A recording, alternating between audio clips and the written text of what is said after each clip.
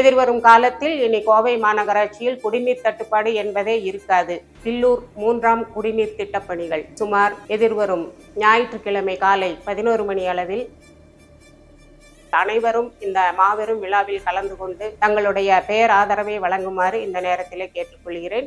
அனைவருக்கும் இளஞ்செல்வி கார்த்திக் கிழக்கு மண்டல தலைவர் அவர்களுடைய வணக்கம். மாண்புமிகு தமிழக முதல்வர் கழக தலைவர் தளபதி அவர்களுடைய ஆணைக்கிணங்க மாண்புமிகு கோவை மாவட்ட பொறுப்பு அமைச்சர் திரு முத்துசாமி அண்ணன் அவர்களுடைய துரித நடவடிக்கையின் பேரிலும் மாண்புமிகு நகராட்சி நிர்வாகத்துறை அமைச்சர் திரு KN நேரு அவர்களின் துரித நடவடிக்கையின் பேரிலும் கோவை மாநகர மக்களின் நீண்ட நாள் கோரிக்கையான பில்லூர் 3ஆம் குடிநீர் திட்டப்பணிகள் சுமார் 780 கோடி மதிப்பீட்டில் எதிர்வரும் ஞாயிற்றுக்கிழமை காலை 11 மணி அளவில் துடியலூர் சாலையில் உள்ள குமரகுரு கல்லூரி அருகில் சரவணம்பட்டியில் மாபெரும் விழா நடைபெற உள்ளது.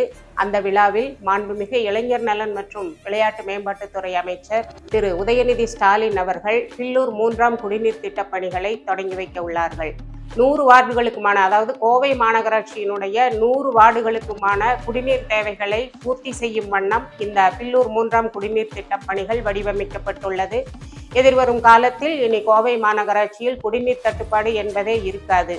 சுமார் 138 MLT அளவுக்கு 100 வார்டுகளுக்குமான குடிநீர் தேவைகளை இந்த திட்டம் பூர்த்தி செய்யும்.